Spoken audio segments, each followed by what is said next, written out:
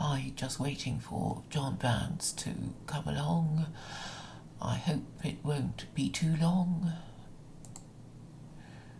He was around at the end of my last stream, so hopefully he'll be coming soon.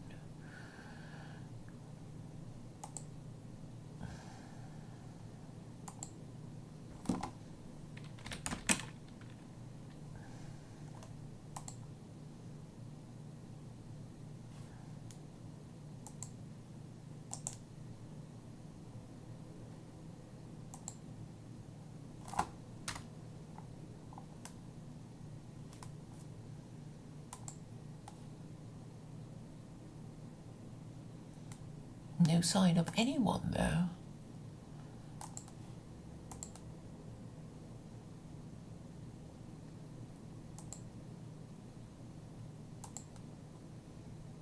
I have posted the link to him on Telegram.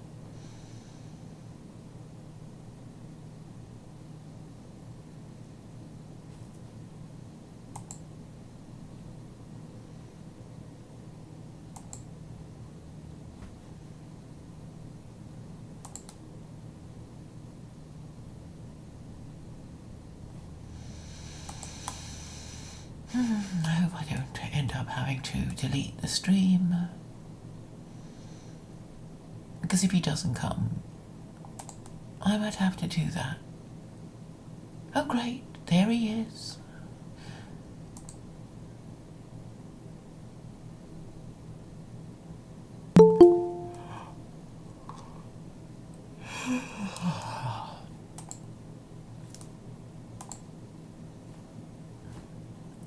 Hiya. Hello. Hello, John. Can you hear me? Yes, I can Hi. hear you. How are you? I did good. Hope you weren't waiting too long. No. Glad you're Okay. here. Are you live now? Yes. Boom. There you go. So I kind of glanced at your 30 questions, and they're Uh-huh. quite enlightening and mind opening, I guess. And I could definitely see how it would appeal to those intellectuals, those Christian intellectuals. They'd probably ban Um, it, wouldn't they? yeah. Well, that's the thing is like I've meditated on this too about like the Islamic view of God and the Christian view of God and how fundamentally different of a world that is. And the Islamic view, when I meditate on it, it's almost like I, I heard people describe it, it's almost like a breath of fresh air. And because you don't have the trappings of the Trinitarian doctrine of, how am I supposed to interpret Scripture? Am I supposed to interpret it through the lens of the Father, the Son, or the Holy Ghost? And then people go on debates about Holy Ghost and who the Son and who the Father is, and is Jesus a co-creator of? Is he a creator of the universe and stuff like that? They get off into these kind of I maybe I'll explain it like an airy fairy kind of concepts of um, what is what makes a good Christian, right? Whereas Islam, you have none of that. You basically it's just boom, and then from there you can build. In Islam, you have a fundamental basis when you say the Shahada. There is no, there is nothing that compares to God. Pretty much is what you say in your Shahada. That there's And no when you God go off, worthy of worship but there's no God. God. Yeah, over the rich, and Muhammad is the messenger. Muhammad is the messenger. Muhammad's not the son of God. The Christians they always imprint their understanding of religion on other religions, but they don't really understand the Muslim perspective or the Islamic perspective Which of is very straightforward, isn't it?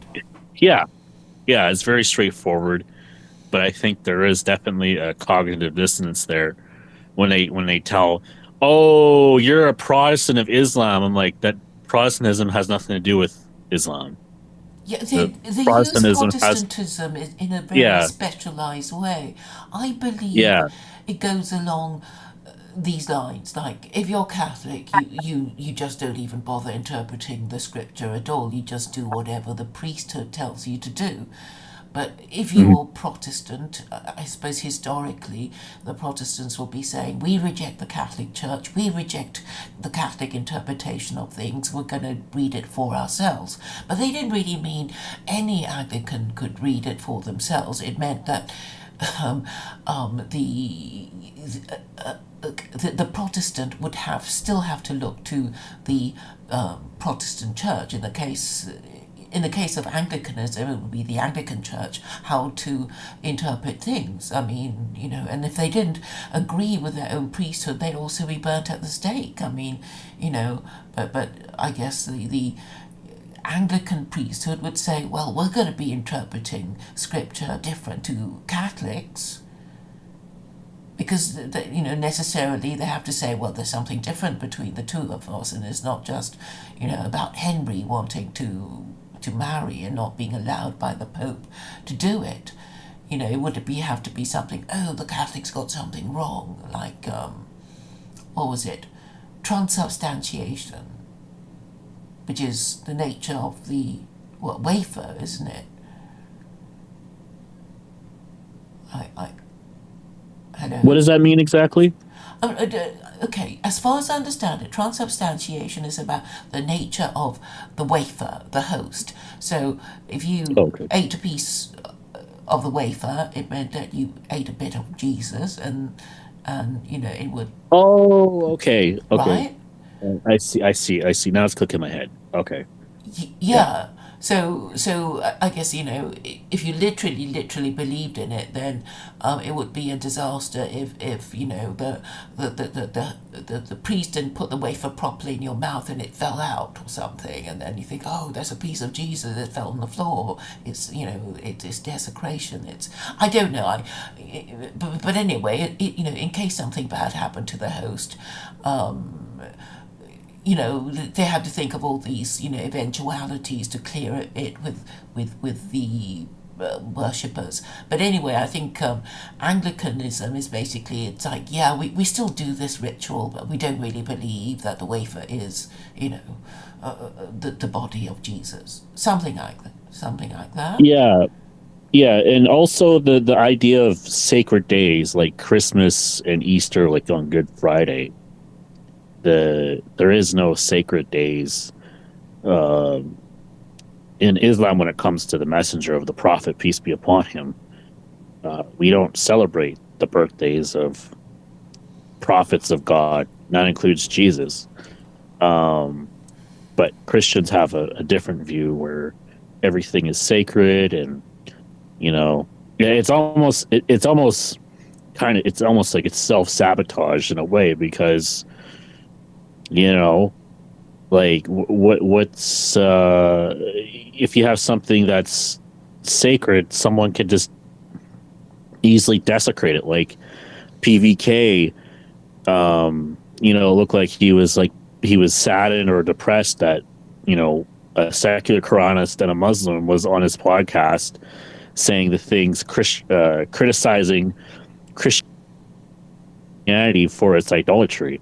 And how could such a thing happen on Good Friday? And I mean, there is days of worship, like Muslims go on the mosque on Friday, Jewish people go Saturday, and Christians go on Sunday, which is generally where most people gather. But I'm not talking about those days. I'm just talking about like sacred things or sacred days that are just kind of nonsensical. Like they don't carry any actual weight of wisdom to them. They're just relics of, like, it's almost like a hoarder. You know what I mean? Like a hoarder, they're hoarding stuff because they find these things sacred, or they could find them of use one day. That's what Christianity is. Like, you know what? We're gonna find some use one day of Good Friday, but it just keep getting worse and worse and worse, and and the stuff keeps piling up. Because you haven't, usually, like with hoarders, like you have a psychological need that's not met, right? like they're afraid to lose something or they have some sort of trauma. That's what kind of Christianity is with idolatry and the Trinitarian, because they just haven't really actually dealt with the cognitive dissonance of their idolatry, and thus it causes a wreck towards the rest of their lives because there's a subconscious irrational Anxiety. belief, yeah, anxiety in their head about sacredness and holy days and all this stuff, right? So this is why you have irrationality, and no one can really understand why Christians are so, you know, in like ineffective in doing any sort of change or activism. It is because it's just all about feel good and therapy. I mean, I'm not against therapy or anything like that, but I mean, if you guys are if everyone is coming around with the same problem and they're perpetuating, they're almost excusing it, or they're actually promoting it. Like think of it this way: there's a bunch of alcoholics coming at the bar, and they're saying, "Well, we're at an AA meeting and we're ordering beers." That's what these groups are, like the Casino groups. It's just Oh, they yeah, they yeah. keep That's such a they brilliant tell themselves analogy. they're getting buried, they're getting better, while they're actually they're exasperating the problem that they're trying to fix. Yeah, I think fundamentally it's neurosis, as you were saying, and because I know that Christians also say that idolatry is a mortal sin. It's just one of those things that's a hangover from Catholicism.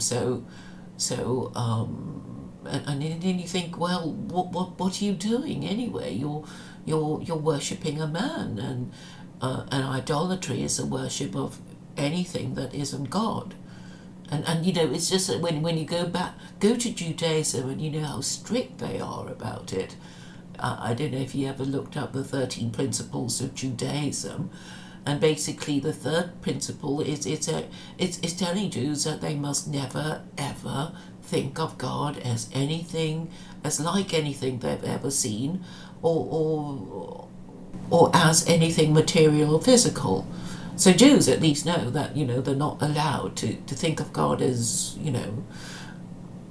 as anything like anything material, and so they know they can't worship Jesus as a man and say it's God.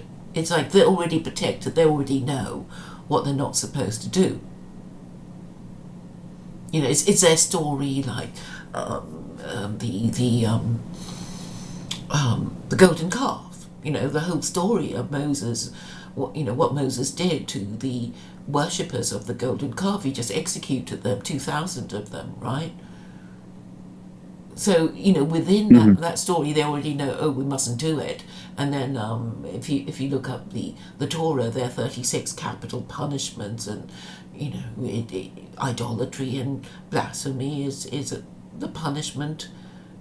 It attracts a death penalty. And really, then you refer back to the story of Jesus, which is that he was crucified because he was convicted of blasphemy by the Sanhedrin, according to the book of book of Matthew. I don't know how familiar you are with it, but I Yeah, mean I'm that's a familiar with like the story. golden calf. Yeah, yeah. Yeah, so it's like Jews. It's like if they kept ever caught bowing before idols when they were in charge, they had to. Well, the penalty was execution, and ditto blasphemy. So when Jesus was convicted of blasphemy, um, they couldn't actually carry out the execution because the Romans were already in charge. They'd taken over Israel, and so only they had the power of life and death over Jews in the ancient kingdom of Israel, and so that was what the story of Pontius Pilate was all about. The Jews couldn't themselves kill him; they could only have him executed if the governor agreed, and that was Pontius Pilate. And Pilate said, "Oh, we know we don't do this sort of thing. We Romans, what's all this about executing somebody for saying what? He's just a mad person. I'm not going to kill him." And he washed his hands of the whole affair. That was a story, wasn't it?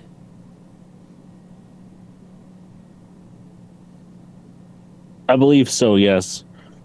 Um, Yeah. but I mean, I think you'll find that's true anyway. That and then he was so Pilate didn't know what to do with him, but he just sort of put him in prison.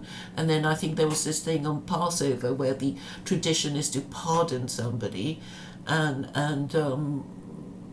the Jews decided to pardon Barabbas and not Jesus, and that was why he was crucified. mhm. So, so anyway, There's a that's a lot of story. different historical analysis of that.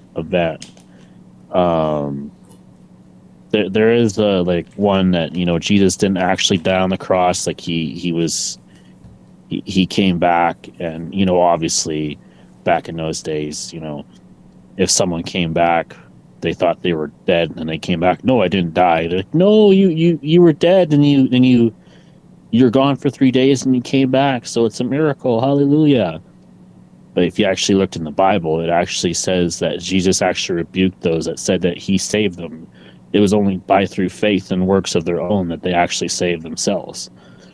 There's that old adage of like, you get, give a man a fish, you could feed him for a day, but if you teach him how to fish, he can feed himself for a lifetime, right? And Jesus basically went off that teaching of getting people to be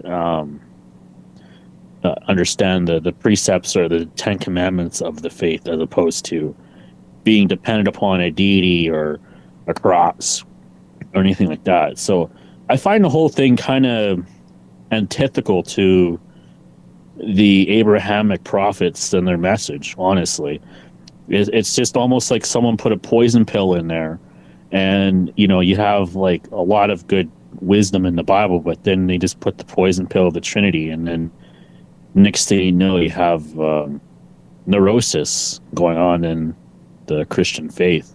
As I noticed with PVK, he always looks for an excuse to not, um, uh, not shame people for their immoral behavior. He almost is like, "Well, we've been doing it for a while, but why would we say such things?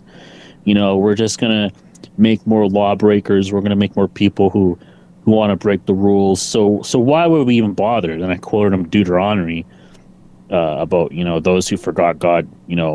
They come an abomination not only to God but to themselves as well. Um, and then men fornicate with men and women fornicate with women, and all that Who are just we to judge? degradation.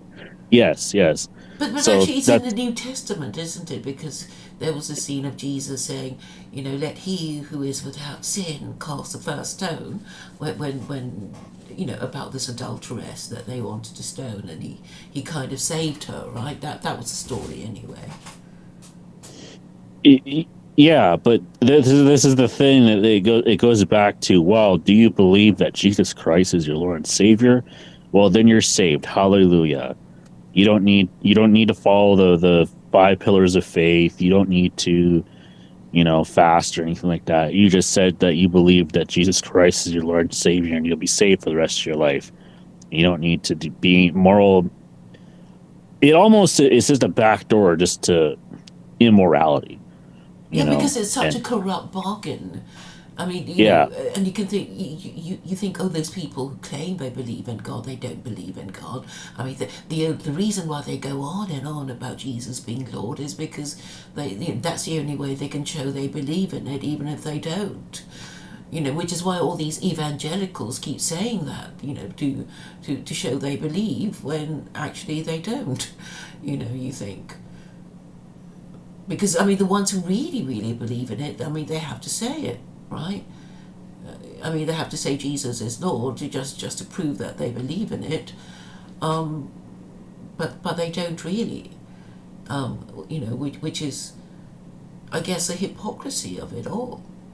Um, because okay, I can tell you the story about this friend of mine who, well, I suppose if he'd been confirmed, he would have been Anglican, but he grew up in that tradition, but he wasn't confirmed, and we went to this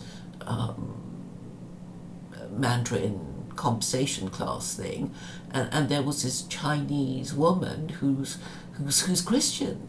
And then when she met him, she was so happy because she thought, oh, I finally met a Christian at last, or a white European Christian, and he didn't believe, but she kept saying Jesus is Lord, Jesus is Lord, and my friend was saying, what's going on? I don't, and he thought she was behaving very strangely, but she thought, by saying this, she would, signal to him that she was Christian. But the thing is, he didn't get it because he was never told this sort of thing. It's like non-Western people who are converted to Christianity are basically given this very clear bargain. It's like, you believe in Jesus and you get to heaven because only Christians get to heaven. And they take it literally. Well, I guess this sort of trick wouldn't work, amongst Europeans now, because they have their terrible history of the Reformation and being burnt at the stake for being the wrong kind of Christian, and all the shenanigans that went on for the past 500 years.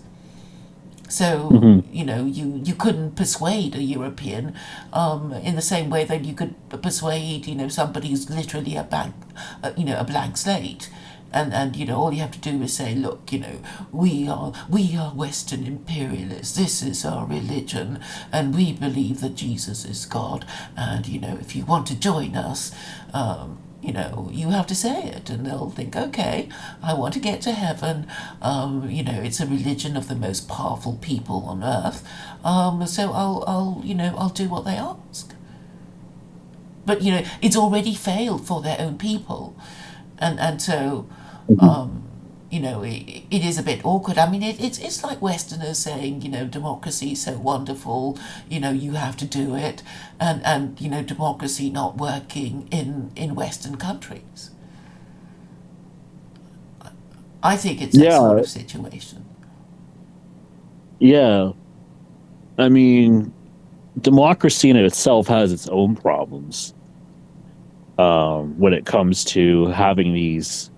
I actually had a good conversation with my coworker about this. Like, he actually said, like, democracy is that you only have a leader for 4 years, and then it just basically at the end he could just kind of pass these kind of crappy laws that that doesn't benefit his people but would benefit him through the market or whatever that may be, and then he's out basically, and he's not accountable for that decision.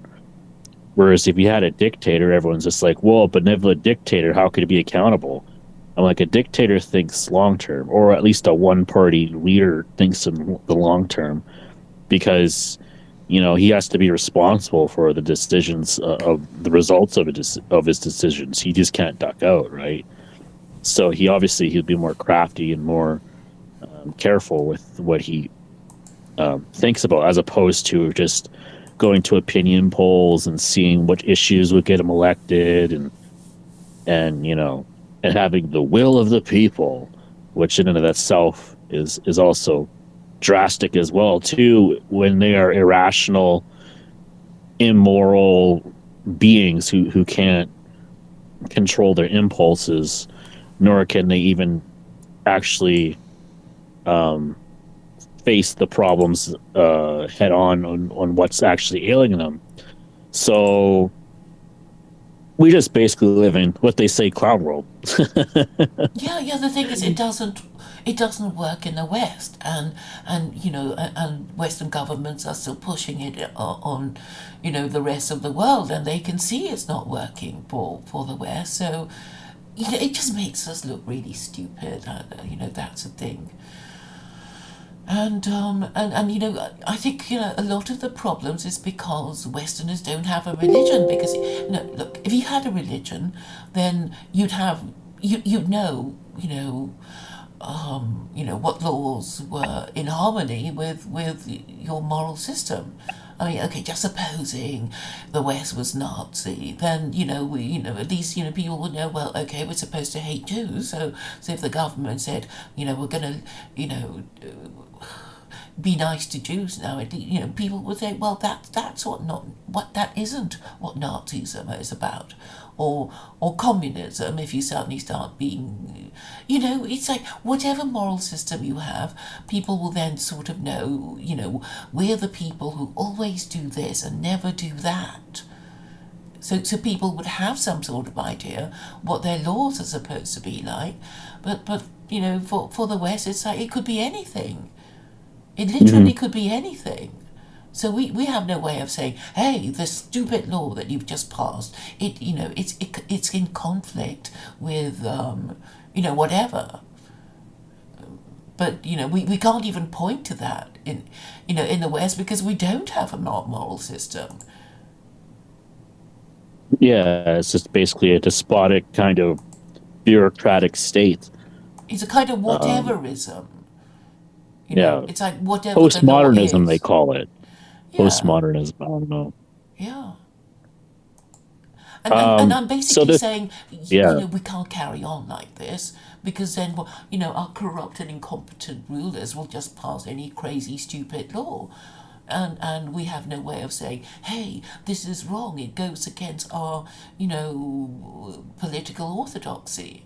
Because literally they can pass whatever laws they want under the doctrine of parliamentary supremacy, which is what Britain is under. And it's the idea that Parliament can pass and repeal any law it wants. yeah. So this Sino conference, who who's gonna be there that's of importance to you exactly? Well, I don't really know who's going to be there. I know Jacob's organising it, and there's a tweet by Jordan Peterson. He was basically advertising it, and so, you know, I guess Jordan. I mean, would you agree that Jordan Peterson is the pope of conservatism in the West? Because he, Yeah, I'm just saying if you can get a conversation with, I know you've gotten conversations with E. Michael Jones before. You have a tenacity for these things. Um, and if you can get a conversation with Jordan Peterson, that would be a win of itself. Determining, like, as long as it's you guys, you get 5 minutes and he gets 5 minutes, well, I don't think and he's even going to be there. I mean, these are just people mm, who've been known to stream with him, like Jonathan Pageau. I mean, you see him, being there at interviews with Jordan Peterson, and that's about it, really. Peterson's not going to be there, but you know, Paul Vanderklay kind of knows that if he says Jordan Peterson and John Bavacki a lot, people will get interested because these are big names. So that's my thinking. do you think that Jordan Peterson will look you up though, and then he'll see your past, and then see who you associated with? Yeah, but I guess the Nazi flag and the gun. I'm sorry, Claire, but that in itself, that's like peak, not cringe, but edge lord optics.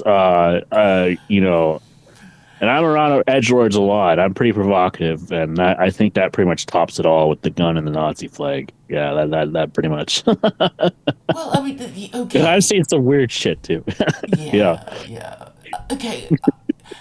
If the media were prepared to, be fair about it, I mean, okay. So when I did it, I basically thought I can say, I think quite convincingly, that I don't really have a problem with Jews, and I was only doing it for the attention because I Hmm. needed, to somehow show commitment to the cause of nationalism, and this was my way of showing commitment to the cause of nationalism, and but I'm not really a Nazi. I'm a civic nationalist. I'm not proposing anything really that scary as regards, kicking people out. I just want a bit of attention, and, please give it to me for long enough for me to explain my ideas and show that, and prove to you that I'm not really an anti Semite, and, I'm only a civic nationalist.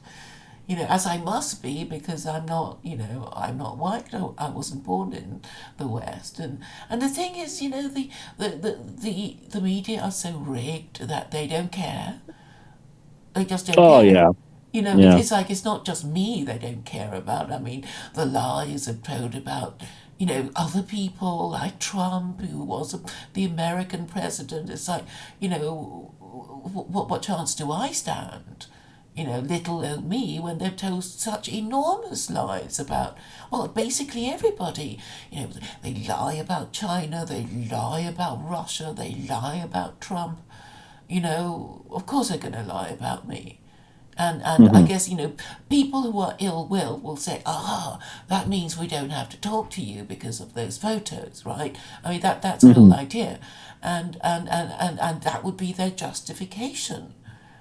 But obviously, if you don't really So think I'm. obviously, you're saying that it's almost like a filter mechanism of, you didn't really want to talk to those people anyway in the first place if they're that ill willed about a picture with you posed with a Nazi flag and a gun. Yes, yes. Is that your point? Yeah. Yes, because I can explain. I mean, basically, I'm saying I can explain, and if they're not interested in the explanation, it is, you know, you can infer that they're not interested in a debate. They just want to use it as an excuse not to engage. Yeah. I mean, with liberals, they always do that. They lose an argument, and then they can't think of anything to say, so they'll say that you offended them. So they can say, "Ooh, you really hurt my feelings. I'm never going to talk to you now because of what you said about me, or This about sounds like something else." Jacob. This sounds like Yeah. Jacob. You know what I was banned for, Claire, from his StreamYard? I said that PVK wouldn't uphold moral standards as long as someone believed in the Trinity or something like that. I said that in the private chat, and I've been banned from every stream. I've been banned before, and then I was able to come back on other streams, or even just kicked out. And that's fine or whatever. But I've never been like perma banned for like one statement in a private chat. That was just so bizarre for like something innocuous. You know what I mean? It's like I don't believe PVK will enforce moral codes or the Ten Commandments because he's based off of Trinitarian doctrine, and then bam, no, nothing come back on. But I found Jacob is very fascinating when he was talking to me. He actually said to me that I actually prefer Gentiles if they actually converted to Islam as opposed to Christianity on a Christian podcast. And then he's like telling me, oh, you need to go to Eid and you need to go to Hajj and all this stuff, but kind of obvious things. But and then he was trying to call me a Protestant of Islam, and I'm like, that term doesn't apply to Islam. Sorry. Um, and then I was and so it's kind of interesting. He says these kind of he seems he has kind of these it would seem controversial views that are kind of sympathetic towards Islam, but at the same time he bans people who share those views. I don't know. What do you think that could be, Claire? Well, I don't know. I mean, he's full of contradictions. So I mean, I guess he really hates my ideas, but he sort of feels that he has to appear to be prepared to entertain ideas. So I guess he's in he's conflicted. Because he was basically saying, I'm not going to have her on unless, she puts her camera on. And then eventually I got over my shyness, my camera shyness. And then, he'll find another excuse. But I mean, Mhm. I haven't tried to be on, to get on. But it's just that the way they treat me, it's like, well, if you ask me a question, let me answer it. But then, so on one of the rando streams, I was just talking, and then he just swooped in and said, "Oh, you must always, make sure that she has a camera on, because otherwise she will be on Facebook and all the social media." It's like, so what? You already know it's me. You know from my voice it's me. So why are you just, imposing these unnecessary conditions, just to make it awkward? Basically, that's what he's doing.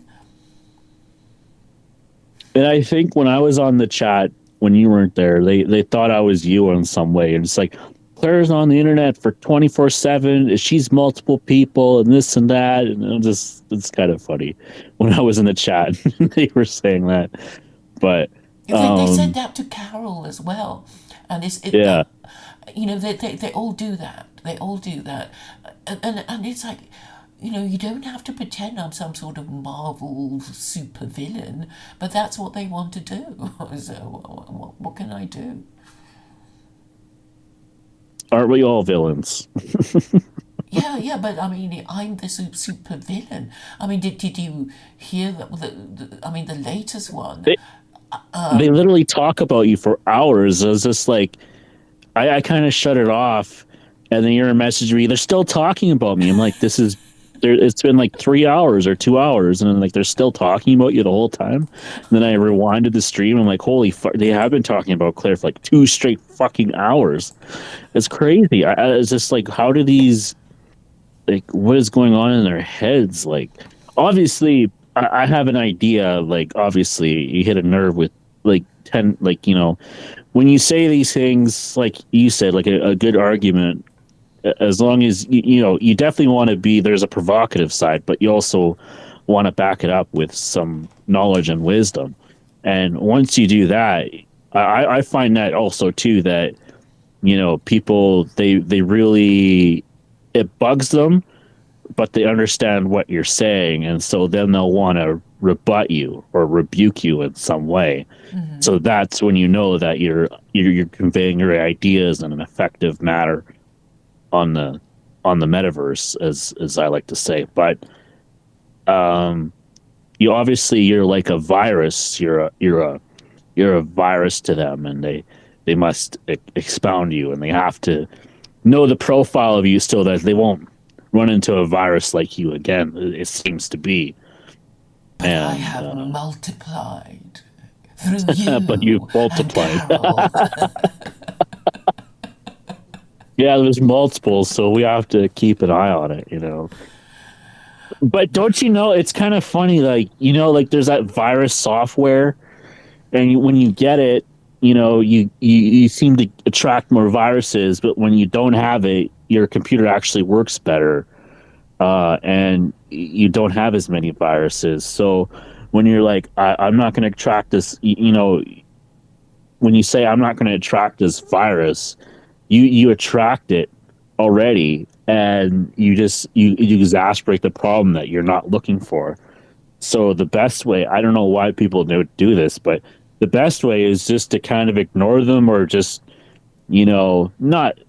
But if you do run into them, just kind of say, "Oh, hey, how's it going?" Just kind of nonchalant, like, you know, tell them that you're not really bothering them. But that seems to be the best antidote to anything you're trying to avoid. But to talk about them for 2 hours, it just almost means that, well, you have some psychological inadequacy that needs to be addressed. So, let's address that, right? And so it kind of makes for good content. Maybe some people do it on purpose so they can get good content or get more viewers or whatever. Or some people actually do have inadequacies, and they don't It's they not that they they can't face them. You know. I don't even know. It's like, I mean, they say, I don't want to talk about secular Quranism, but it's like, oh, but I didn't want to talk about it either. I was going to talk to you about something else, but, they Mhm. mention it before I even do it, and, sometimes it's like, no, I wanted to talk about what you were talking about, so. Yeah. But yeah, this idolatry thing, I think that's a way to do it because it's sort of they can't deny it, and I think I mean theology is really the best way to make our point now, because if we don't do it, it'll be conspiracy theory. It's like, oh, the Jews did it or whoever did it, and then we'll just not get believed, and or people will turn the page because we're boring them, and maybe God is a conspiracy theory on his own, but the thing is he's a very easy conspiracy whose narrative is very difficult to dislodge, you know. Hmm. So this whole idea, it's like suffering is punishment for sin. If you agree with that, then it just becomes easy to correct yourself, isn't it? It's like, oh, I'm suffering. I wonder why I'm suffering. Oh, it must be because I sinned. How have I sinned? Go through the Noahide laws. Oh, I did all these things wrong. Better stop, and then things will get better. That's the it's almost just like an aha moment when you realize what you did, as opposed to reading Jordan Peterson's 10 maps of meaning, and you're trying to like, what the fuck is this guy on about? I even looked at it. It's just like this is like reading like a instruction manual on how to build a freaking engine. Like it's just dry, boring. There's really no point to it, and what did I get out of the? I tried reading that for a little bit, and I kind of like I don't even know. I kind of went to like page 4, and I really kind of lost his train of thought on what he was trying to convey. But um, yeah, I guess like he did like fight against like the SJW crowd, and he was like really famous when he was like on the internet when he was talking to the transgendered people or transsexual, whatever, gay people,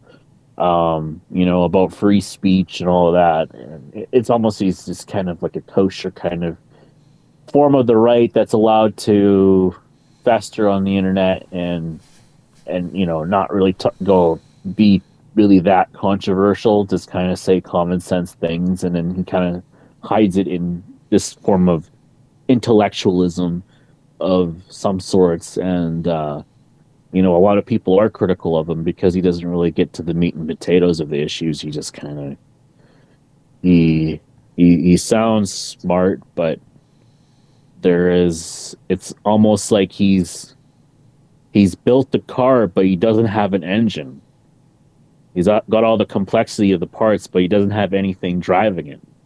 Because he has the Trinity there. He doesn't have the true faith in God, so it's almost like it's futile to try to follow his wisdom at the Well, end. well, yes, because the whole construction of belief in God is that you have all these principles that you're supposed to defend, right? And then and you have to defend it, and if you really believed, you would defend it because even if they burn you at the stake and torture you, it's like God will make it right in the afterlife, or you're supposed to believe that, and that's why you do it. Otherwise, you'll just be, threatened and bribed the whole time, and very easy to control. So I mean that's what having principles is for, you know. And I think a lot of people can't understand it. It's like, I mean, for some people, it's like, look, I know you haven't got any principles, but can you just pretend? Can you just pretend that there's some principle you die for? And it's like they actually cannot do it, not even pretend to have any principle, you know.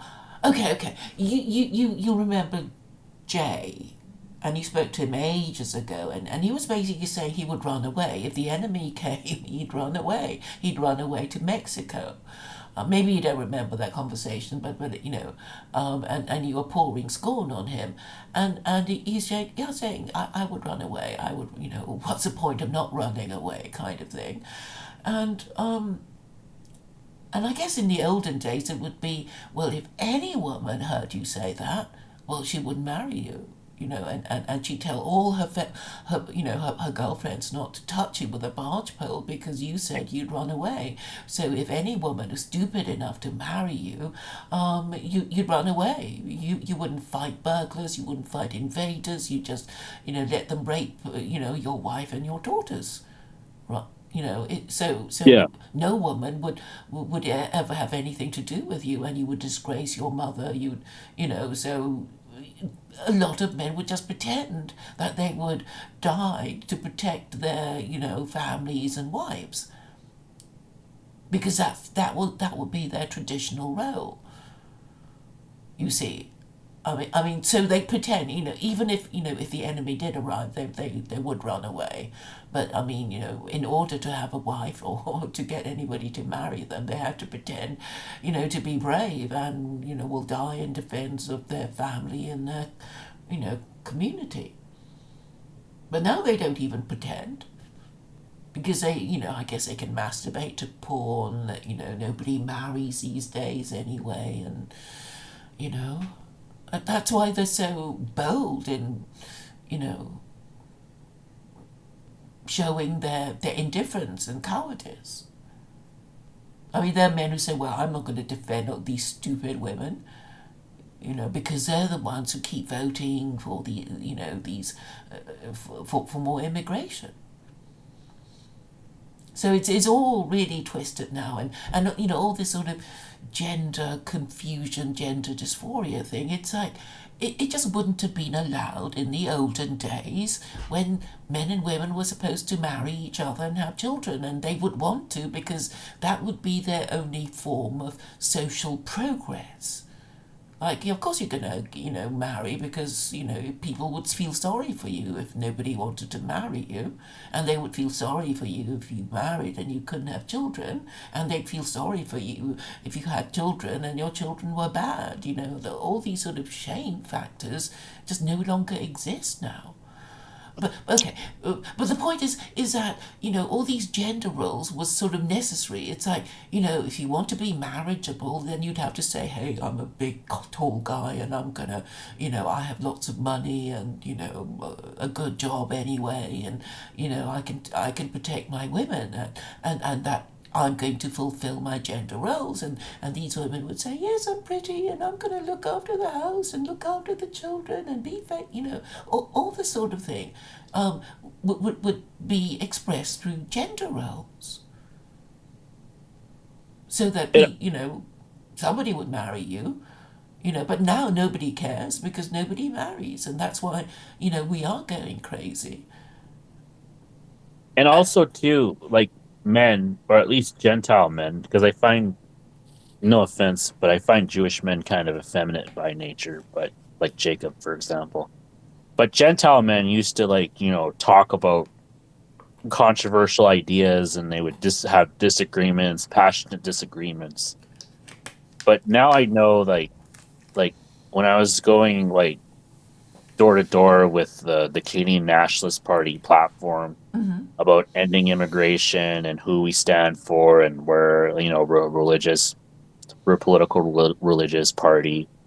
Um, it was amazing the reactions I've gotten. Like there was like one reaction I would get where um like it was a guy and his kid, and like I would just like pick like three things like from a platform of like uh, 10 points or whatever. I carry a paper around, and and when I talked about like ending immigration, and or at least substantially ending it, and having a government of the national interest, I forget the exact points, but I kind of said in that general gist, the guy literally dropped everything. What he had his kid in his car, dropped everything what he could do. I stand at the end of the driveway, and he just like he walked over, and I didn't need to say anything more.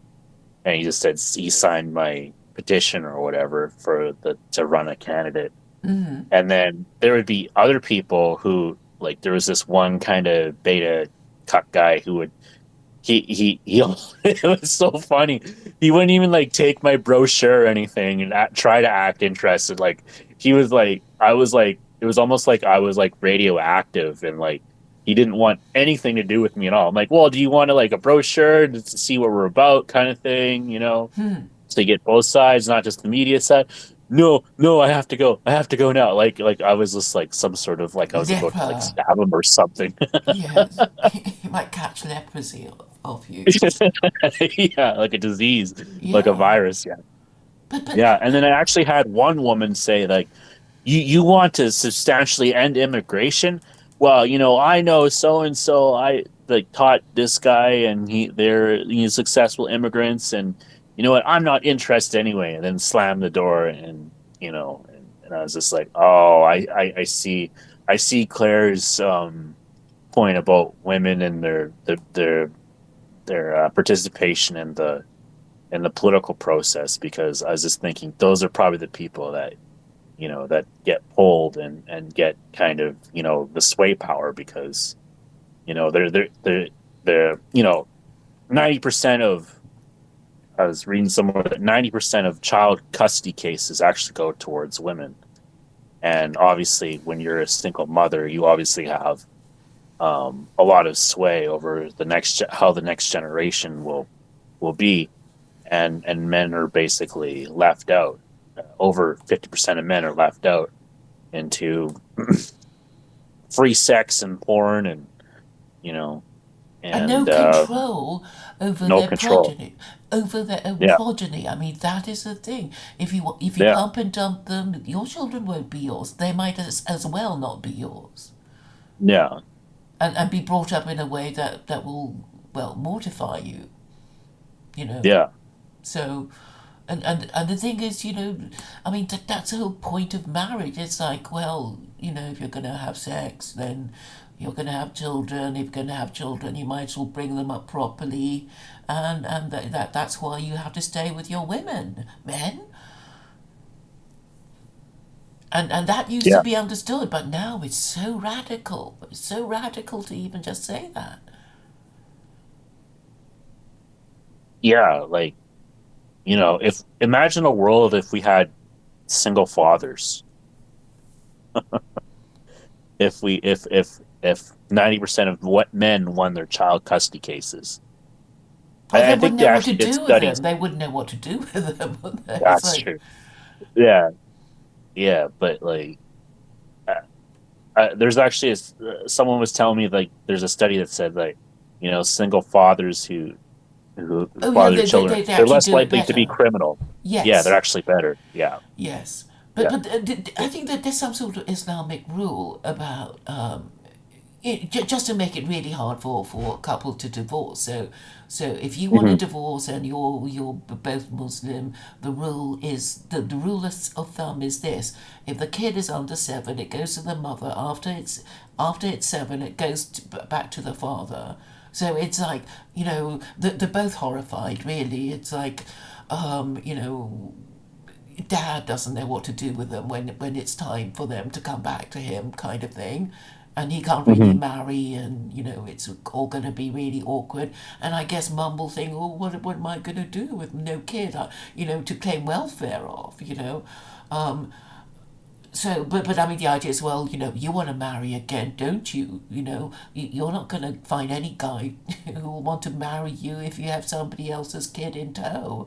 So you have to give your kid back to your ex-husband after he's 7, and and you'll be free to marry, and so these rules, made it, well, awkward for for both parties to get divorced.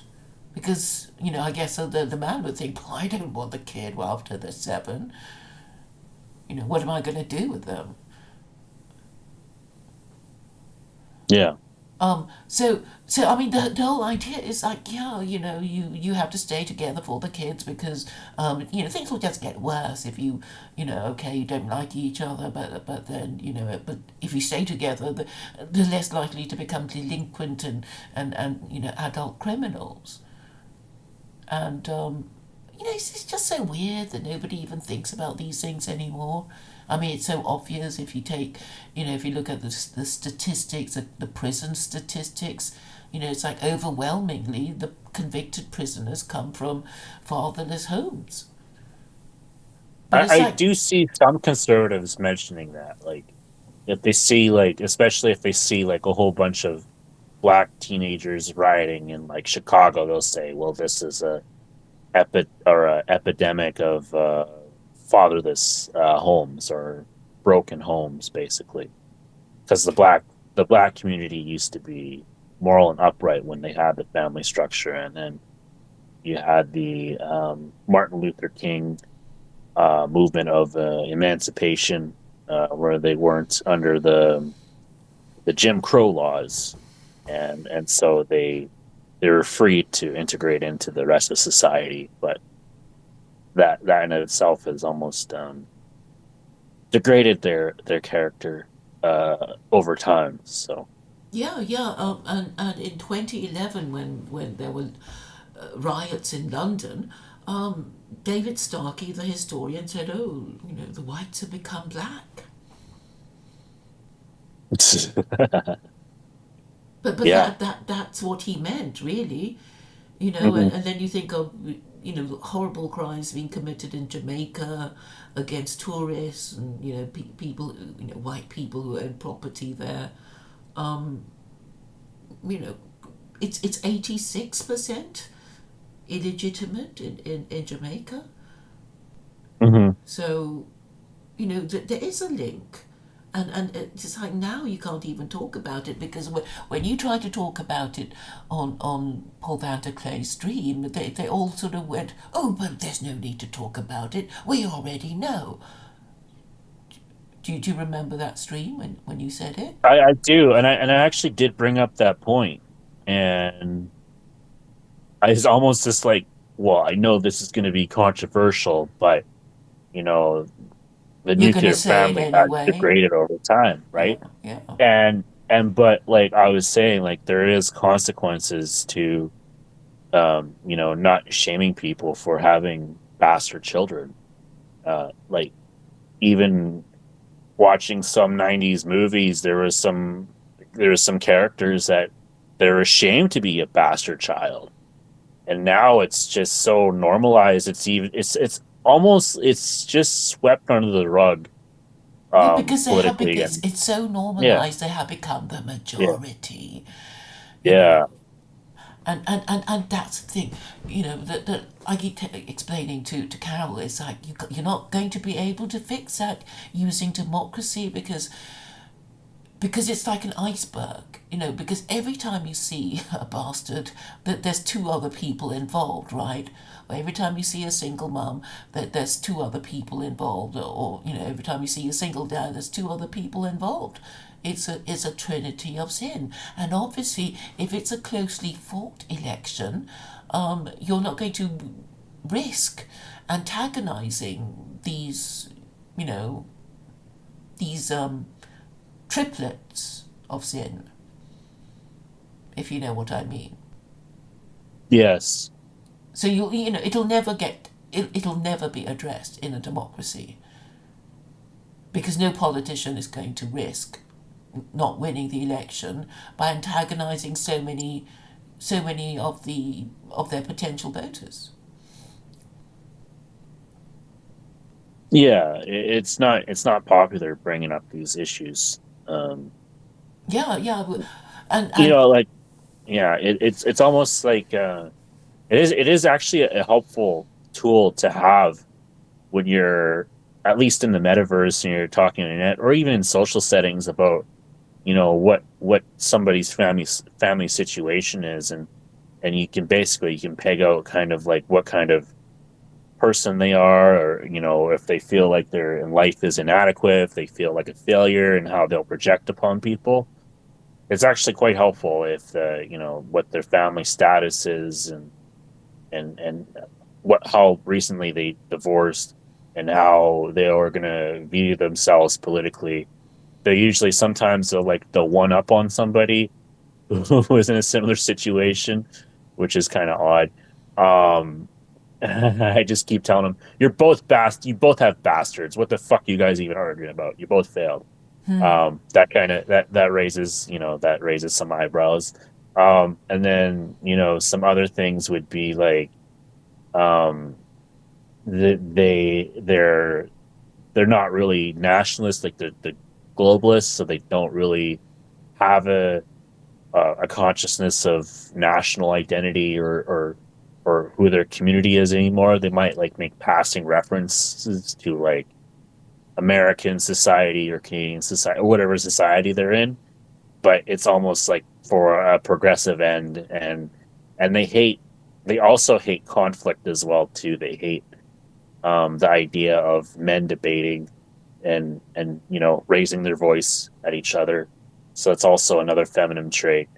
But some people say it's the food or whatever, but I'd say it's a lot of men that are raised by single mothers who act erratically, and they hate people who have actual constructive ideas instead of just gossip all the time. And it's weird just seeing like, acting in the internet and seeing that play out, and how people are are, are like really wanting to really wanting your approval or something like that. They really want to be approve of their gossip and their erratical ways, and I'm just like, I really don't give a shit, you know. But but it's almost just like a lack of self confidence too, is also another thing. Um, but yeah, that's what I realized in the internet. But Yeah, yeah, okay. I mean, you can understand that. Okay, maybe not very educated people. They can't understand. Mhm. That yeah. I mean, not a lot of people can discuss ideas without getting themselves tied up in knots. But for middle Mhm. class people, I mean, if you listen to the people who go on the streams of Jacob Parturecci, it's like they're obviously middle class, they're educated, and they never really talk about anything because they're so afraid. They're so afraid of discussing these issues. I don't know if you follow. I mean, it's fascinating. Yeah, that is actually interesting. You made that class analysis. Yeah, you kind of hit the nail there, because obviously what you would describe would be like an underclass of people who, not say who don't give a shit, but they're not. I wouldn't say that they're not easily offended, but like they're less educated. They like to gossip a lot, and And they say what's they on like to their get mind. they always like to get one up on you. Like they're trying, like they're better than you, but they're just projecting because their life is shit. You know what I mean? So they really have nothing to lose, right? And so they're kind of shameless in that way. But these middle class people, like you said, they're actually educated and they actually know what they're talking about. But they're almost like they're infantilized or intellectually, and they don't really want to upset the apple cart in any way whatsoever. Yeah, Um, I mean, yeah, because I've hung around in both circles. It's like, the weak nats. It's like, yeah. they're so boring, they're so retarded and such, whatever. And you think, then I realise that the weak nats are actually getting better, they're more sensible, I don't know. I mean, I've been quite impressed with how Norvin, deals with his guests now. And he had a really good one the other day called Andrew BF or something. But anyway, who actually wasn't. Even Thomas too. I'm impressed with Thomas. Yeah. He's kind of evolved as well too with his analysis of the social dynamics of women, and Yes, it's. like Yeah, yeah. you might have a bunch of wignats under your thumb pretty soon, Claire. But I'm saying they make sense, and of course, Hmm. in a way, it's like you'll just say whatever's on your mind, and if you're bumping along at the bottom and you're hurting, then you're just going to talk about it until you realise what the problem is. But Yeah. the middle classes, it's like they're such snobs. It's like, oh, don't know what these people at the bottom are complaining about because we're so high above them. It's probably some stupid racist shit or whatever. It's nothing to do with us. We can never talk about the things they want to talk about. You know, Oh, and foreigners are nice people, who have been so beautifully behaved when they gave us, when they served us our food in our five-star hotel that we went to in, wherever exotic, desirable holiday destination they went to. And it's almost as if they pride themselves on not being able to see it. Or, if one of them breaks ranks and says, well, maybe, these Trump supporters have a point, they'll probably be kicked out. Mm. And I'm thinking that, if it's like that for these middle class people, imagine what it must be like if you're actually, a member of the ruling classes. I mean, you literally won't be able to talk to anybody because you know that everybody in the political classes would just, just waiting to kick you out and waiting for you to say, something wrong so they can accuse you of being racist, Nazi, etc. I'm talking about Well, people that at the top.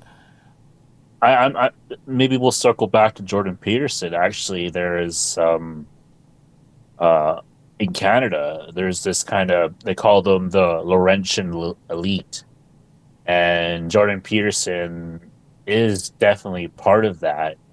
But part of the punishment for Jordan Peterson, I guess, straying away from the modern orthodoxy, is that they wanted him to be re-educated, uh, um, to, so he wouldn't be so bigoted, I guess, or have misinformation or whatever it is. But there was actually the top, I think it was like the top Toronto psychologist group or whatever, demanded that Jordan Peterson be psychologically analyzed, Oh no. uh, for his views on everything. It was just so vague too.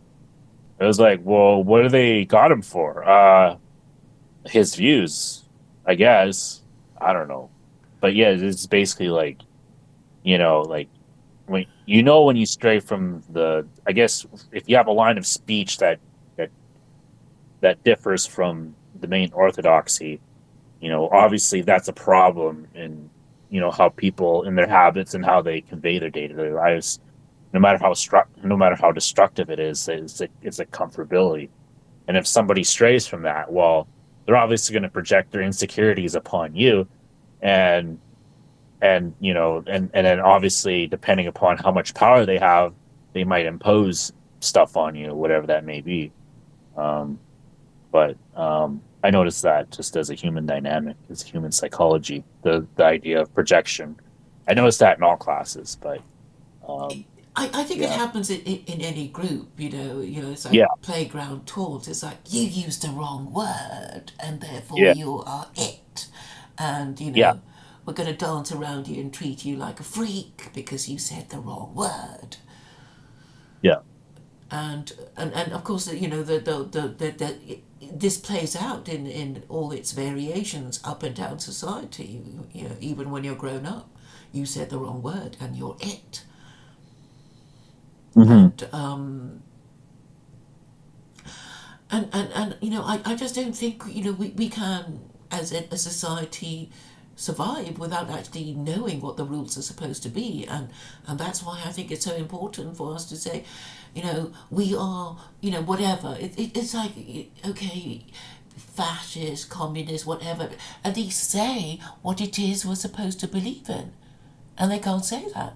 They are so neurotic that if you went to any member of the ruling classes and say, hey, what is this religion of ours, or political orthodoxy, and they won't be able to tell you.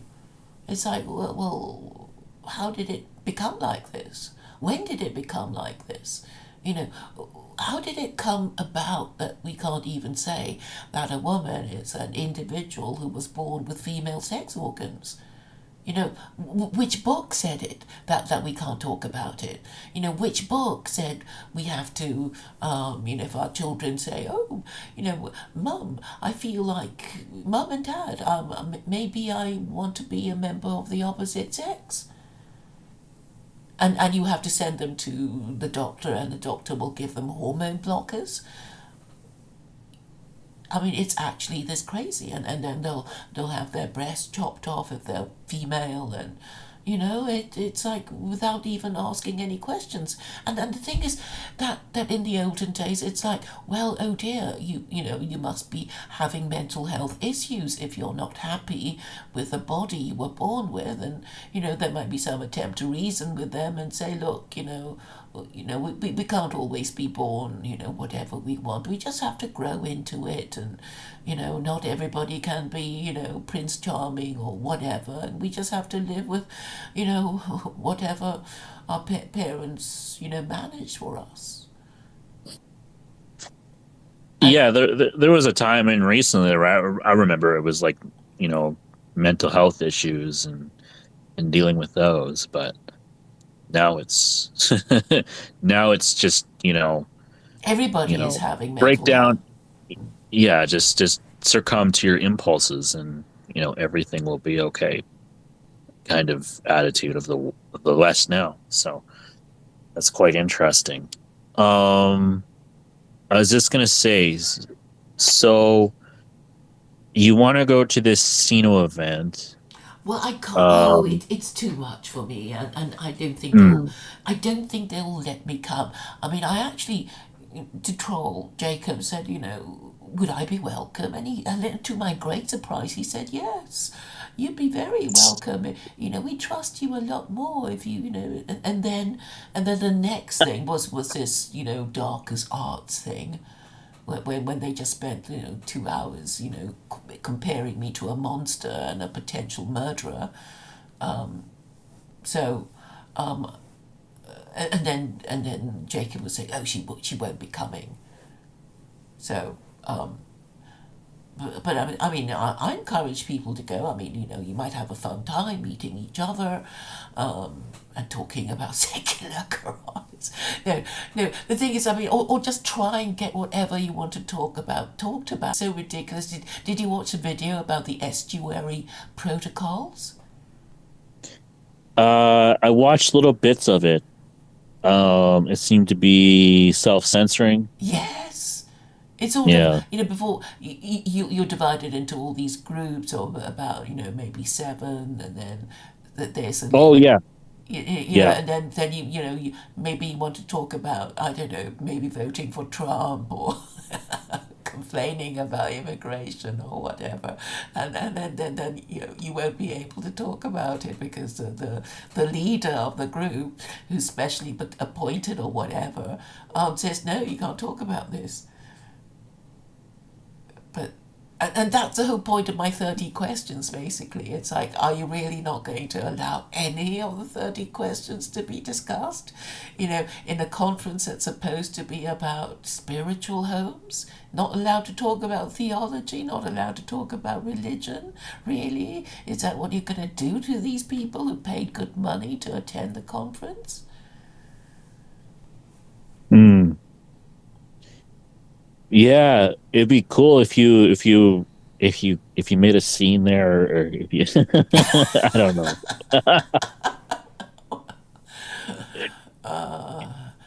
And then get kicked out, and then you gotta have a expensive flight back. Be good content at least, but Yeah, it'd be good something new, content. something different, They probably and the would put it. prospect of possibly knowing somebody who might know Jordan Peterson. Well, that guy is definitely. I think at one point he was reachable, but now I'm just like, the more and more he gets popular, it's just almost like he's another politician. But at least with politicians, he can. Well, I don't know. Have you actually tried emailing Jordan Peterson? I'm afraid I have never bothered because he's so unreachable. And the thing is, Well, why don't you actually just, because that's what people told me when I emailed actual, like, conservative politicians, but you'd be surprised. They actually emailed me back. I emailed like my local representative and the federal representative as well too about various issues I've had um, with the current state of things. And I actually, it took a while, but like I actually got an email back like a month later. Hmm. So I always say just why not just give them a call or give them an email or text or something or whatever. Yeah, You'd yeah, be they do surprised. respond to you. I mean, your local representative, but it's kind of Yeah. a standard response. It's like, well, we're going to respond to you because you wrote to us, but don't really expect anything much to happen. You Yeah. know, it's that kind of thing. But Yeah. um, But I mean, your issues are are different than my issues. So it's like, but the thing is, if you, yeah. I mean, even if he doesn't respond, at least at least you said you put that intention out in the universe. And you never know; it'll have to come back for every action. There's a reaction. yeah. I mean, I So suppose I could make videos addressed to Jordan Peterson, yeah, because I think everybody sort of kind of Googles their own, name on YouTube to see if anybody said anything interesting about them. And, but, I just think that, okay, so Vincent and I are basically kind of, he's selling no-hidism and I'm selling secular Quranism, because that's our stick. Right? I mean, do you subscribe to Vincent Bruno? You have, haven't you? I have, yes. Yeah. So He follows the precepts of Alan Cecil and the Noahide laws, from what I understand, and you subscribe to secular Quranism, that's right. which The yeah. two forms of social conservatism on offer to social conservatives, because, well, you need something to counteract all the woke nonsense, and these are, well, religious ideas, that people will have heard of. Um, you Sorry, know, when you say social conservatives, I just think of like people in Fox News or the Conservative Party in Canada, and I find them, I don't know, I find them kind of repulsive. I hate to yeah, say it. yeah, because there's so much to talk about. It's like conservatism. When did it ever come about? And it's like conservatism was really a new idea, after the French Revolution, because, as you can imagine, it's like, oh, the Americans have decided not to bother with a monarch, and then not that long afterwards, the French, kill their king. So you can imagine, Europe, which is just run by kings, being very nervous. It's like, what if all the people decided to kill all the kings of Europe? And so they have this idea of conservatism, which is to, maybe, I don't even know, but basically it is to It almost conserve what. it's almost like a form of materialism now. It's just like what's my pension going to be? It's almost co-op by boomers. It's just like they just care about their pension and the odd social thing or here or there, but it's not actually about a call to action. It's just like kind of this placative, to certain issues, and just being the not liberal party, the not crazy party, and supposedly standing up for common sense values, but really showing the opposite. And it's almost it's losing its viability at this point. But Yeah, obviously, there is a contingent of baby boomers that are always going to be there, and who are never going and to admit their yeah. mistakes, because everything happened under their watch. Yeah, but Vincent Bruno has been advocating for accelerationism. So, maybe from my interpretation of that, it's so that people will have nothing, and so they'll actually get to the root of the issue, as opposed to holding on to their comfortability and their narcissism or their ineptness, I guess you could say, the middle class, as you call them, um, so that they'll feel the pain of us. underclass people, what we've been going through for Yeah, a while because now. But they're beginning to realize that the government doesn't care about the working classes either, and actually it doesn't even care about the plutocracy, the rich people, because even within that class, there's a sort of a poor section and the rich section. The poor section are the people who just make things, right? And, retail and whatever. And the big money is in, I guess, social media and, the technocracy kind of thing.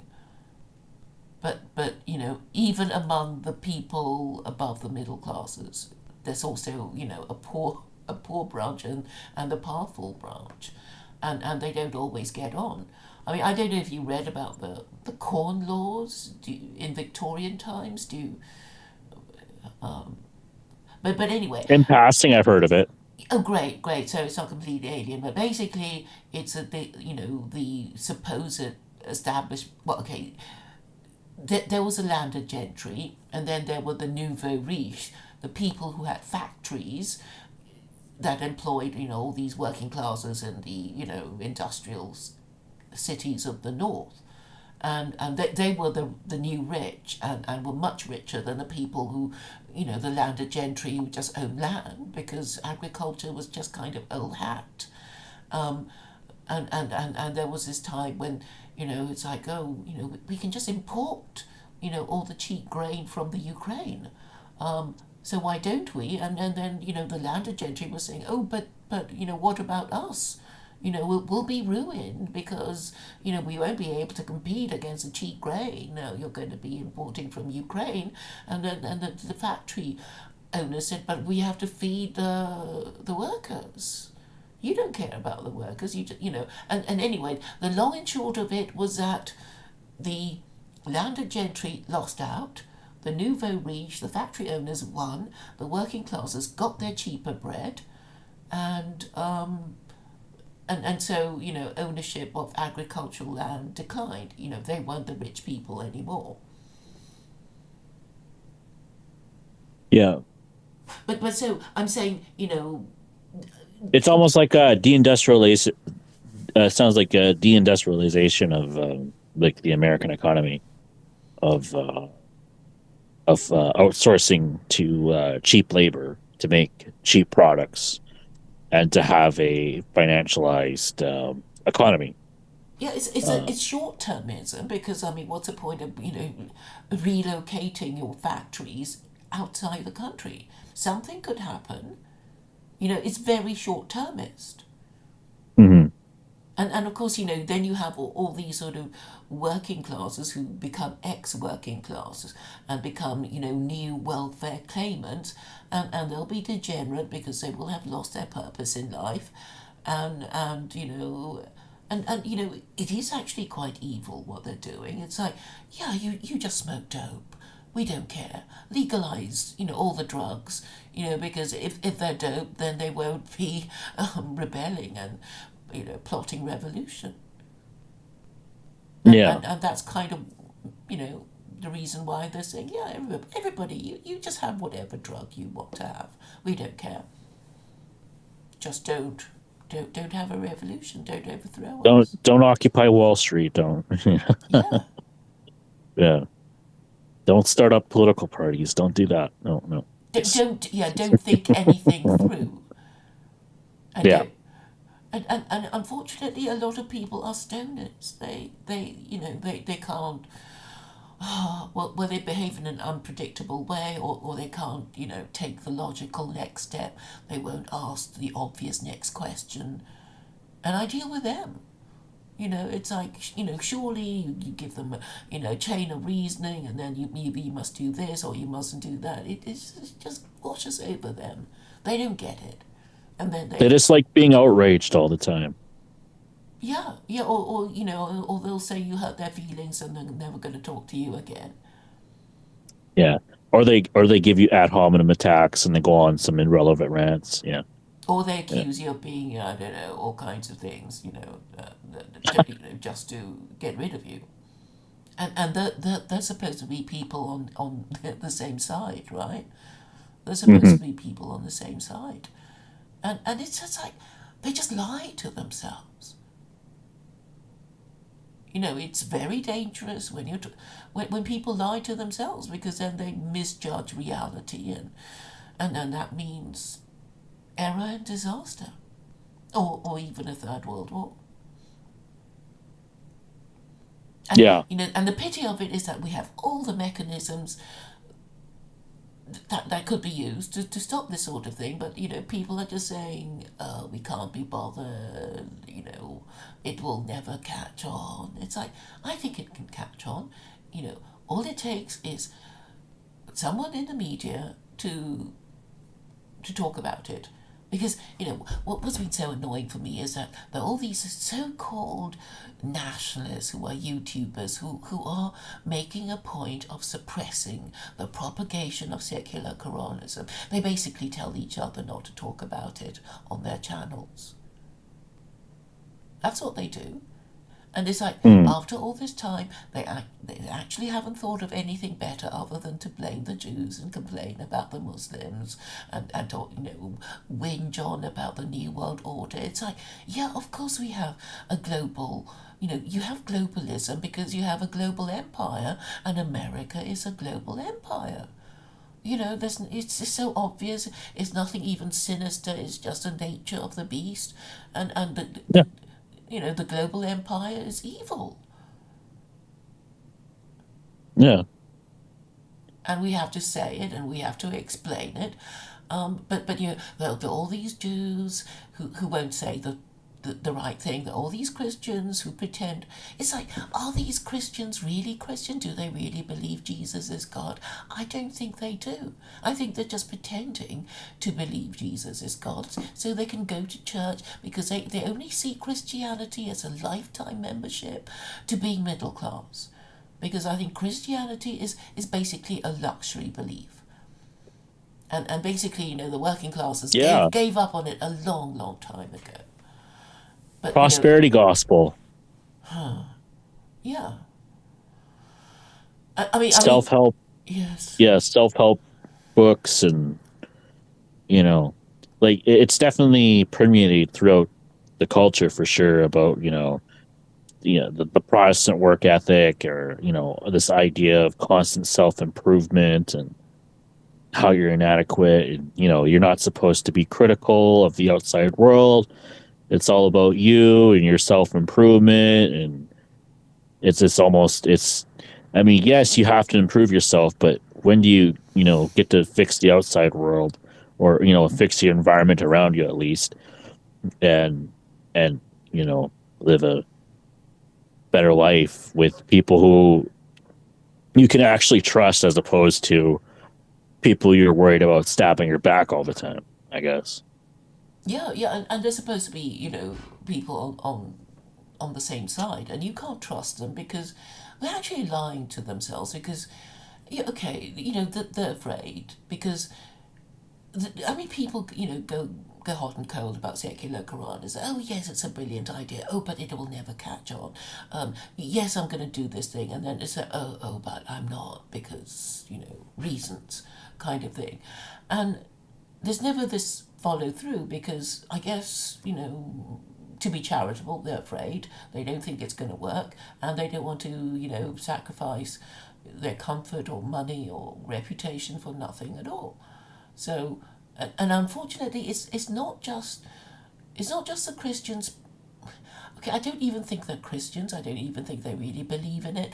But there are all these Jews who say, "Oh, we're God's chosen people," and then you ask them, "Well, what do you think God chose you to do?" And it's like, yeah, it's a Noahide laws. You're supposed to be, teaching the Gentiles the Noahide laws, right? I mean that if you're so special and if God put you above the Gentile, you're supposed to be, setting and upholding standards, not partying with the peasants, not, you know, you know, I don't know what they think they're doing. So, but basically, I've been telling them, these Orthodox rabbis that, You can rank the four Gentile religions according to their conformity with the Noahide laws, can't you? Like, well, and they would have to rank Islam as most Noahide because it most resembles Judaism, and Buddhism, it's atheist, but at least it has principles. Hinduism is idolatry. Christianity is right at the bottom because it's idolatry and blasphemy, because you can't make any sense of Christianity because it's sort of, well, Jesus was executed for blasphemy, but you worship him as if he were God. There's something wrong there. Well, can we talk about it? And of course they can't talk about it because the enormity of it is too much. It's like, basically you've been kind of intimidated into believing in this nonsense, because if you questioned the Trinity in the old world before the American Republic, you were burnt at the stake. And this hasn't really been acknowledged. I mean, I know there's some memory in the European mind that the sort of thing used to go on, and then it kind of stopped, and but basically it stopped after the American Republic, because the American Republic was saying, we're not going to make Christianity the American religion. We're going to have the First Amendment, which is based on Chapter 2, verse 256. So basically, the American Republic is founded on an Islamic principle. Have I said that to you before, John? I think we actually did a stream on it. Oh, great! Oh, great! So That was a while ago. It was before COVID, but yeah, the good old days. the good old days. Shit wasn't so. Well, yeah. So I basically, I'm just, I'm concentrating on Americans because, well, they're suffering too, right? I mean, they don't have an official moral system. They don't have an official religion, which means Congress can just pass any stupid law it wants, and they can't say, oh, but it goes against our religion, because they don't have an official religion. And I'm saying, well, it's time to have one. And they're going, no. But I'm saying it's okay that you have a White House Quran. It belonged to Thomas Jefferson, who drafted the Virginia Statute of Religious Freedom, which later became the First Amendment. So it's kind of within the compass of the founding fathers, because I mean the only holy book that says anything about freedom of belief is the Quran. But yeah, they're going to deny it. They're going to deny it. But it's like, why don't you just email Jordan Peterson, and at least if he reads it, that's a victory in of itself. So it'll permeate in his mind.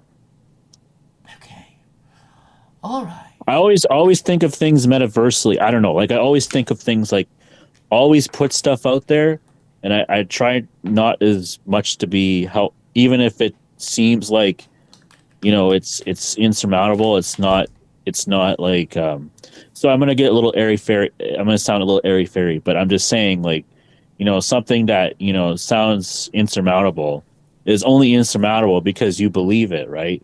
So if you don't believe that it's insurmountable and you present yourself in a way that it is normal and is concise, and if you message what you message me, if you message that to Jordan Peterson, he's obviously he'll receive it in a different way just because he's educated, but he will read that, and that'll permeate in his mind, and that'll affect him in some sort of way. So I'm not going to say it, don't think it's like a waste of time emailing them, because these people do read emails.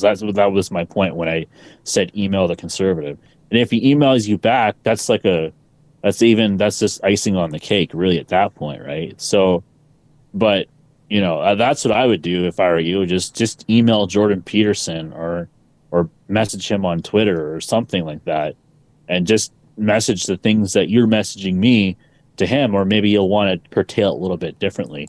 But that's my advice to you is, don't think of like barriers as insurmountable to they're you think are too insurmountable to pass, because they're not. once you believe that they're not, then they're not. They just go away, right? So you'd be surprised, like I've done some things that, that I didn't think I could do and I did. So I guess that goes back to faith. I know you're agnostic or whatever, but that you have to have faith with works as well too. So but my message to you is, instill more faith into your cause and you'd be surprised on what the doors will open. So don't block your, so don't think that, oh, I can't message Jordan Peterson because he's this figurehead. And I'm like, well, no, if you think that he's a figurehead and he's he's unable to be reached, then that's going to be your reality. But if you don't believe he's unable to be reached, and if you message him like you message me, then obviously you're going to have a different reaction. The universe is going to respect that. So God's going to respect that. So you'll for every action, there's an opposite and equal reaction. So just think about that when you're doing your activism and reaching out to people that just, because this is how this is how entrepreneurs think. This is how business people think. They go into a room they've never been in before, they have no experience in, and they practice their pitch for a long time. Pitch. Yes, yeah. And then, it's just like they're talking to their friend. Like people say, my boss respects me now because I just say what's on my mind. I don't sugarcoat it, right? And so we have this kind of, I guess our ego wants to sugarcoat things for people, so we can have a pleasant social interaction with people, which can serve us good sometimes, but sometimes it actually hinders us. It hinders us in what we want to accomplish. So yeah, that would be my advice to you. You can take it or leave it, I don't care, but I would definitely reach out to Jordan Peterson. Together. Yeah, just send me like an email, and then maybe I'll proofread it, and then you're more educated about this stuff than me. So, but I maybe I could you can email me like a rough draft or whatever, and I could proofread it, and then Or you can write your own, and then that might give me something to sort of reinforce it, or to expand on the sure, theme of it. yeah, I could help you with that. Yeah. That would be great, because I think it helps if you're Canadian as well, and Okay, I see. I All right. think we can both We work on both that. have reprehensible past, but I think your optics are worse than mine, as all that says. Yes, there's some pictures of her that make Yeah. as long as it's funny, I think he'll read to the end, I suppose. Yeah. Yeah. Oh yeah, for sure, for sure. Yeah, you know what? That's not a bad idea. Yeah, you know what? I'll definitely. That's probably a good. Yeah, I've been lacking on that, but yeah, no, I'll definitely. I'll think it.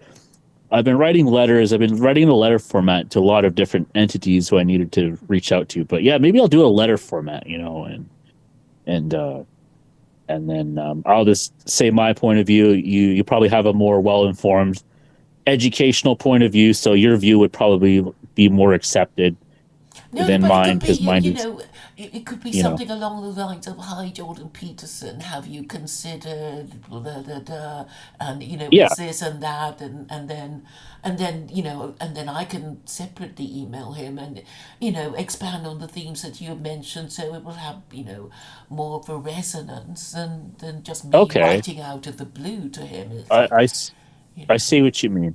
yeah. Okay, okay, yeah. You know what? That's not a bad idea.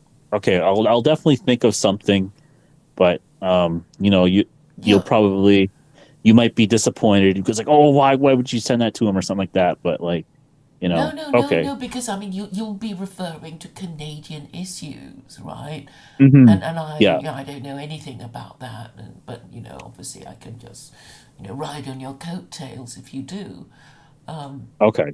Great, I'm so happy. Yeah, you know what? I'll send him an email and then I'll CC you, and then that'll get your foot in the door, and then you'll feel more comfortable, I guess, interacting with him, I guess. So, Yeah, yeah. okay. Yeah, you know what? That's not a bad idea. Okay, I'll definitely think of something, but you know, you'll probably you might be disappointed because like, oh, why would you send that to him or something like that? But like, Yeah, yeah. whatever I could do, I guess. So, but yeah, just no. But now see now I'm doing it too. Now we do this to ourselves all the time. We limit ourselves all the time. So I'm just like, yes, I'm gonna do a letter that's really the best letter that I've ever done to Jordan Peterson, and I'm going to CC Claire. Then Claire's going to add on to it, and then go from there. And that's probably you don't have to fly to a different country and maybe think that you might be meeting him or might not, but with these people. But I think that would be. And then also too, have you contacted like Jonathan Pajot or anybody who might have connections to Jordan Peterson at all? Well, not really, because I think Jonathan Badger is just going to go on about his orthodox Christianity, and John Viveki is just going to go on about his mindfulness thing, and and I think they're basically making money out of people who are wanting to talk about these things, but they won't be able to talk about it properly there. I don't know, but I think these people should.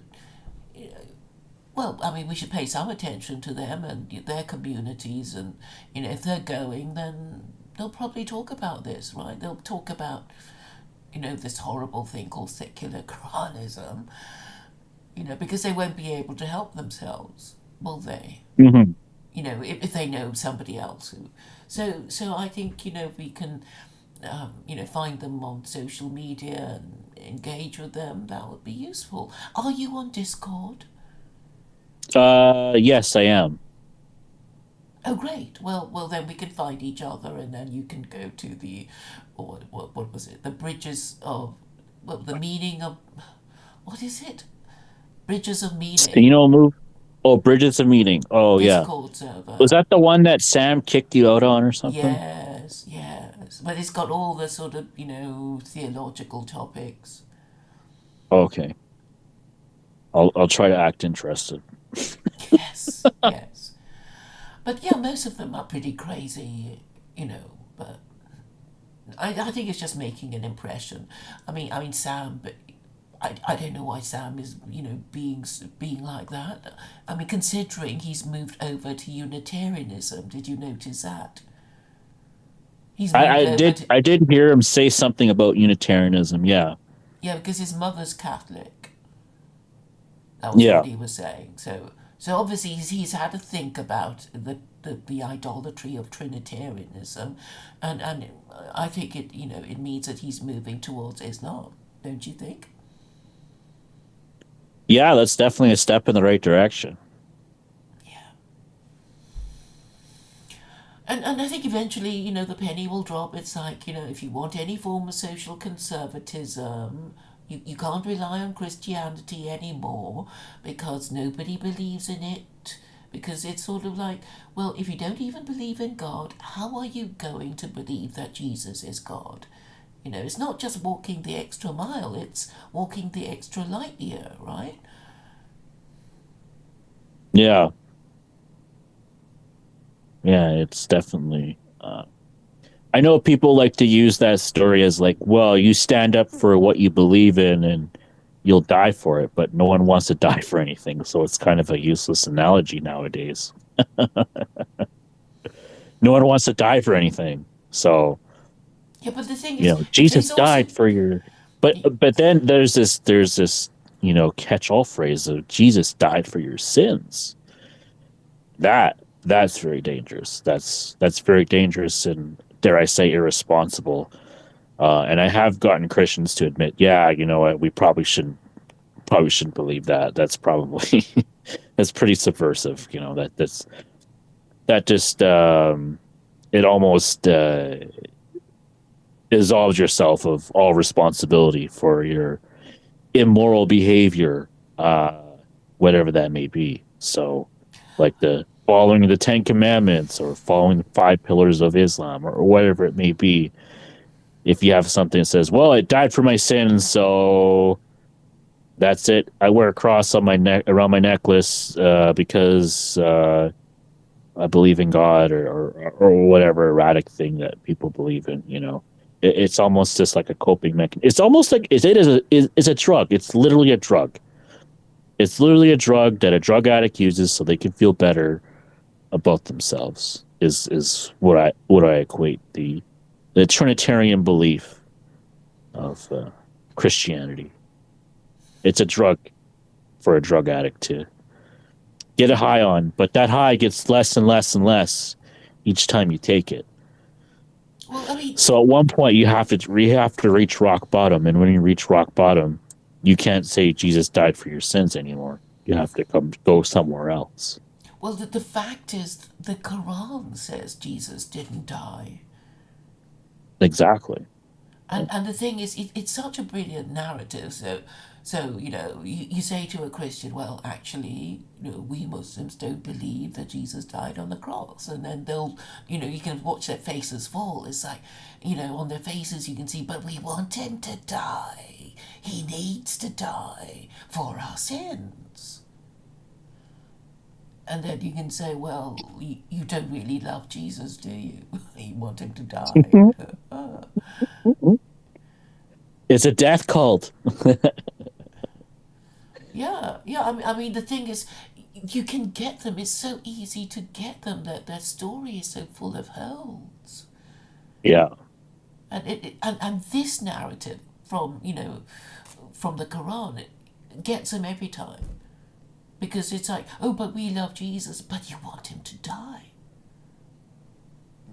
you know, and they Yeah. can't get around that. They can't get around that at all because they need him to Are die. we going to focus on what Jesus said or not as a messenger? No, no. He died for your sins. Repent, repent. Yeah. It's an obfuscation, and that's why idolatry was a worse sin than any sins that we can imagine, other than killing somebody would be up there. But like sexual immorality, it's actually not as bad as idolatry. Idolatry is worse. And now I'm seeing why idolatry is bad. I never got why idolatry was bad before I was Muslim, but now I realize how destructive it is to someone's life. It's almost like they're a drug addict, that Well, they, I they mean, believe in this nonsense.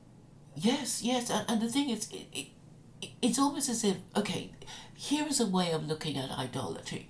It means that you're an idolater if you're not either Jewish or Muslim, because only these two religions are said to have divine scripture from the same Abrahamic God, one for Jews, the other for Gentiles and the rest of humanity, and are you familiar with the concept of opportunity cost?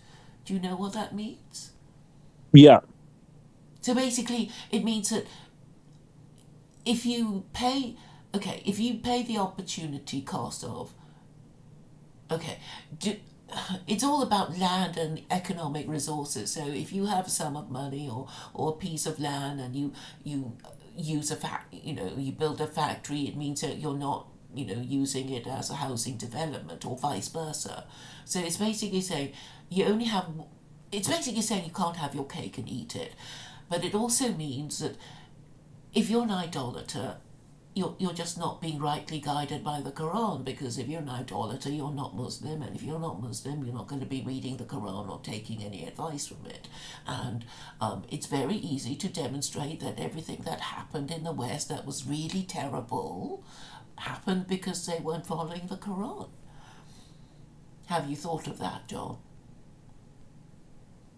I mean, can you think of something really bad that happened to the West?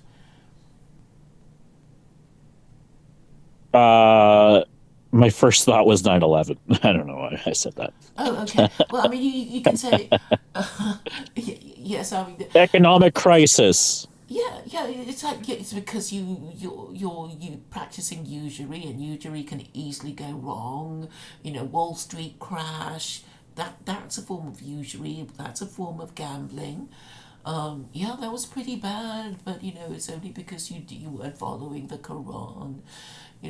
Or even the wars of the Reformation, lots of it, Europeans killed over what? Nobody cares about it now, but if they didn't have Christianity, they wouldn't have killed so many of themselves, over these wars that nobody cares about. Yeah. Okay, but Um, a good example would be, would be Henry VIII when he broke from Rome, and the English Reformation was sort of pretty bloody for the English people, and basically, if Henry had been Muslim, then it would not have been a problem for him to, when his first wife was too old to give him another child, he could have just married, the next one, and the next one, and then he would have got a son without having to behead any of them. yeah. Yeah. Oh, sorry, Claire. I'm just zoning out. Just because I'm just fasting. So, Oh yeah, yeah, I forgot. Gosh, yeah, you're about to be breaking your fast soon, I guess. yeah, yeah. So, I think I probably should go. Yeah, But well, thanks for staying so long. I'd forgotten about it being Ramadan. So, yeah, wow. Well, thanks for talking to me for so long. I think we managed to clear up quite a few things, and your good idea of writing to Jordan Peterson. Do you think you might still go to the Chino conference, or try to, or make inquiries about it? if he's promoting about it, he might. I don't know. It might just want to be, hey, surprise guest, Jordan Peterson. Might be one of those things. So I don't know. So Yeah. do you follow Jordan Peterson on Twitter? Yes, I do follow him. Okay, I'm pretty sure I follow him, but I don't know. I in my accounts, I've been focusing on like I'm writing YouTube. I'm trying to get my channel back, and I'm actually talking to an actual person. And so we're doing some back and forth right now. We're trying to get to the bottom of, because they got rid of my channel for it was spam and deceptive practices, and I'm trying to get to them. Well, which videos promoted spam and deceptive practices, and which violations happened, right? Because they're claiming there was several violations, and they're just not even really. There's this one guy that was kind of being coy and kind of incompetent, saying, "Well, the AI said that it's reviewed multiple times, and we we're at the end of the rope of this." And I'm like, "Excuse me, we're not at the end of the rope of this." And I kind of went into my big spiel about kind of legal spiel about ambassador of God and all that stuff, and then I got somebody who was competent. He actually gave me contact information to the legal team, so that'll be fun. So I got to figure that out and stuff like that. So yeah, we'll see if I can get it back, but Okay, it's I'm gonna going to be tag you so people know your channel from this channel. So, okay. Okay. well, it'll be All something right. anyway. All right. Yeah, if you can tag me, that'd be great. Okay. But I don't know if Uh, it'll happen. I don't know if it'll do anything. But all right. this channel's not available. But anyway, sorry, I'm just going rambling. But I should probably go. But yeah, I'll definitely write up a letter for Jordan Peterson, and I'll try to be as concise as possible with my language and proofread it, and then I'll just CC you, and then yeah, and then just go from there and just get the ball rolling and get doing something at least, and get that coveted interview or debate with Jordan Peterson like you did with E. Michael Jones, which is actually pretty impressive. So um, yeah, you care about being credible, so I respect you for that. Um, we probably agree on 99% of things. I guess, I find conservatism repulsive to the point where what's even the point of appealing to it? But at the same time, there's people out there that are, I guess, not traditionally conservative, like Jordan Peterson, Yeah, I think so. and who are kind Yeah. of radical, I guess, in a way. So they're appealing in some aspects. Yeah, I think conservatism, just means social conservatism, and social conservatism just means, marriage and family values, and marriage and Yeah, family values just means no extramarital sex, and this was the sort of thing that people generally understood, within yeah. living memory until they chose to forget about it during the swing 60s, etc. Well, the past 50 years, basically. I think that definitely polluted conservatism for sure. And now it's just kind of materialism. So, Yeah. but Great. anyway, I better get going, but thanks for having me on your show. Thanks for coming and thank you for all your ideas. Gratefully received. Okay. All Okay. right. Talk to you later. Okay. Take Okay. care.